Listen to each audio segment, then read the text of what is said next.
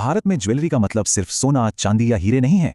ये हमारी संस्कृति का, हमारी विरासत का एक बहुत बड़ा हिस्सा है। तो आज हम एक ऐसे ही ब्रांड की दुनिया में उतरने वाले हैं जो लगभग 200 सालों से इस विरासत को संजोए हुए है। PN Gadgil jewellers. चलिए इस सफर की शुरुआत करते हैं और इनकी कहानी को करीब से जानते हैं। अच्छा, इससे पहले कि हम आगे बढ़ें, एक बहुत ज़रूरी बात। ये जो पूरी चर्चा हम करने वाले हैं, ये सिर्फ जानकारी और कुछ नया सीखने के मकसद से है। इसे किसी भी तरह की फाइनेंशियल एडवाइस या किसी भी शेयर को खरीदने बेचने की सलाह बिल्कुल ना समझें। और देखिए, ये बात सिर्फ हम नहीं कह रहे, ये लाइन सीधे कंपनी की अपनी इन्वेस्टर प्रेजेंटेशन से है। वो खुद ये साफ करते हैं कि इस जानकारी के आधार पर कोई भी फैसला नहीं लिया जाना चाहिए। हमारा काम तो बस तथ्यों को आपके सामने रखना है ताकि हम सब मिलकर उनके बिजनेस को बेहतर तरीके से समझ सकें। तो आज हम किन किन पड़ावों से गुजरेंगे। सबसे पहले हम पीएनजी की शानदार विरासत की बात करेंगे, फिर देखेंगे कि भारत के ज्वेलरी मार्केट में क्या मौके हैं। इसके बाद उनके बिजनेस मॉडल को डिकोड करेंगे, उनके नंबर्स पर नजर डालेंगे और आखिर में समझेंगे कि भविष्य को लेकर उनकी क्या तैयारी है और क्या जोखिम हो सकते।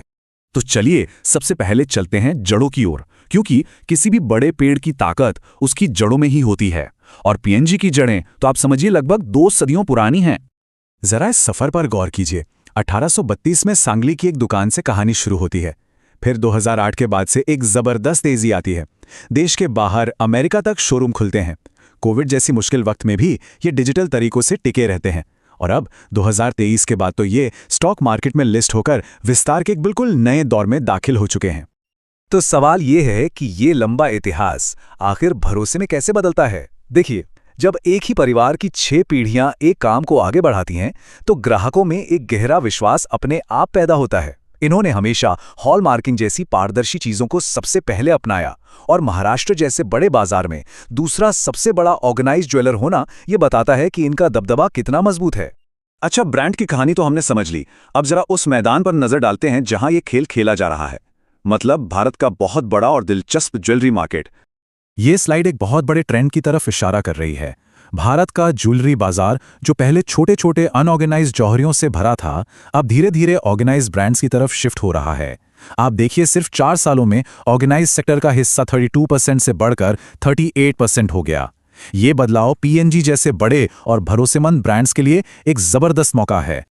अच्छा, तो भारत में लोग ज्वेलरी खरीदते क्यों हैं? कोई हैरानी की बात नहीं कि 55% हिस्सा तो शादियों का है, जो हमेशा से रहा है। लेकिन असली कहानी छिपी है इस 35% में। यह है डेली वेयर, यानी रोजमर्रा में पहनी जाने वाली ज्वेलरी। यह दिखाता है कि ज्वेलरी अब सिर्फ लॉकर में रखने की चीज नहीं रही, बल्कि लोगों की लाइफस्टाइल का हिस्सा बन रही है। और जब कोई ग्राहक ज्वेलरी खरीदने जाता है तो उसके लिए सबसे जरूरी क्या होता है, यह स्लाइड पूरी तस्वीर साफ कर देती है। 81% मामलों में फैसला इस बात पर होता है कि ब्रांड की विरासत क्या है, ज्वेलर के साथ रिश्ता कितना पुराना और भरोसे का है। लोग डिजाइन और कीमत से ज्यादा भरोसे पर खरीदारी करते हैं, और यहीं पर पीएनजी का लगभग 200 साल का इतिहास उनकी सबसे बड़ी ताकत बनकर सामने आता है। तो चलिए अब थोड़ा और अंदर चलते हैं और देखते हैं कि पीएनजी का काम करने का तरीका क्या है। आखिर ये अपना बिजनेस चलाते कैसे हैं। जैसा कि आप देख सकते हैं, पीएनजी का गढ़ महाराष्ट्र है। यहां उनकी जड़ें बहुत गहरी हैं। ये एक मिक्स्ड मॉडल पर काम करते हैं। 47 स्टोर्स इनके खुद के हैं और 16 फ्रेंचाइजी हैं। इस स्ट्रैटेजी से इन्हें ब्रांड पर पूरा कंट्रोल भी मिलता है और तेजी से फैलने में मदद भी। और हाँ, अमेरिका में भी इनकी मौजूदगी है, जो इनके ग्लोबल एम्बिशन को दिखाती है। तो ये 2 मॉडल हैं, कोको और फोको। कोको यानी कंपनी के अपने स्टोर्स, जहां वो बेस्ट कस्टमर एक्सपीरियंस और ब्रांड इमेज पर पूरा कंट्रोल रखते हैं। और फोको यानी फ्रेंचाइजी मॉडल, जिसकी मदद से वो कम लागत में और तेजी से नए शहरों में पहुंच पाते हैं। मतलब कंट्रोल और स्पीड का एक बढ़िया बैलेंस। लेकिन ये इतनी तेजी से नए स्टोर कैसे खोल पाते हैं? इसका राज है इनका ये सेट प्रोसेस। डिजाइन बनाने से लेकर सही माल खरीदने, हर पीस की क्वालिटी चेक करने और फिर इन्वेंट्री को मैनेज करने तक, सब कुछ एक सिस्टम से होता है। ये एक अच्छी तरह से चलने वाली मशीन की तरह है, जो इन्हें तेजी से आगे बढ़ने में मदद करती है। और जब बात प्रोडक्ट्स की आती है तो इनकी रेंज बहुत ही बड़ी है।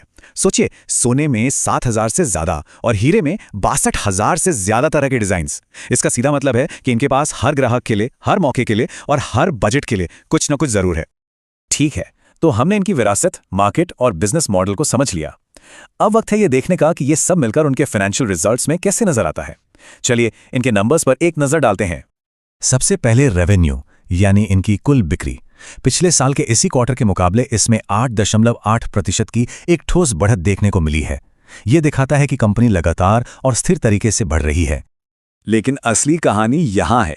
ईबिटडा, जिसे आप आसान भाषा में कंपनी का ऑपरेशनल प्रॉफिट समझ सकते हैं, उसमें 117% का जबरदस्त उछाल आया है। इसका मतलब है कि कंपनी अब अपने कामकाज में कहीं ज्यादा कुशल हो गई है और हर बिक्री पर पहले से कहीं ज्यादा कमा रही है। और आखिर में नेट प्रॉफिट यानी सारे खर्चे निकालने के बाद का शुद्ध मुनाफा, इसमें तो 127.1% की शानदार ग्रोथ है। ये साफ दिखाता है कि कंपनी की प्रॉफिटेबिलिटी बहुत तेजी से बढ़ रही है। तो कुल मिलाकर ये नंबर्स एक बहुत मजबूत फाइनेंशियल हेल्थ वाली कंपनी की तस्वीर पेश करते हैं। प्रदर्शन तो बहुत अच्छा है, लेकिन भविष्य का क्या? कोई भी कहानी भविष्य की योजनाओं के बिना अधूरी है। तो चलिए अब देखते हैं कि पीएनजी का आगे का रोडमैप क्या है और इस रास्ते में क्या चुनौतियां आ सकती हैं। भविष्य के लिए इनके पास एक क्लियर 3 पॉइंट का प्लान है। पहला, अपने गढ़ महाराष्ट्र से बाहर निकलकर मध्य और उत्तर भारत में विस्तार करना। दूसरा, लाइफस्टाइल यानी रोज पहनने वाली लाइटवेट ज्वेलरी के बढ़ते बाजार पर फोकस करना। और तीसरा, अपने ऑनलाइन और डिजिटल प्लेटफॉर्म को और भी मजबूत बनाना।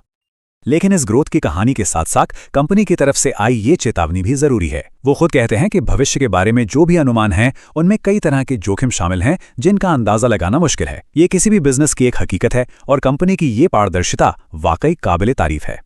तो हम इस पूरी चर्चा के अंत में इस एक बड़े सवाल पर आकर रुकते हैं। पीएन गाडगिल ज्वेलर्स के पास विरासत और भरोसे की ऐसी नींव है जो बहुत कम लोगों के पास होती है। तो क्या वो अपनी इस मजबूत नींव पर अपनी नई और आधुनिक रणनीतियों के साथ भारत के विशाल ज्वेलरी बाजार के सुनहरे भविष्य पर अपनी छाप छोड़ पाएंगे?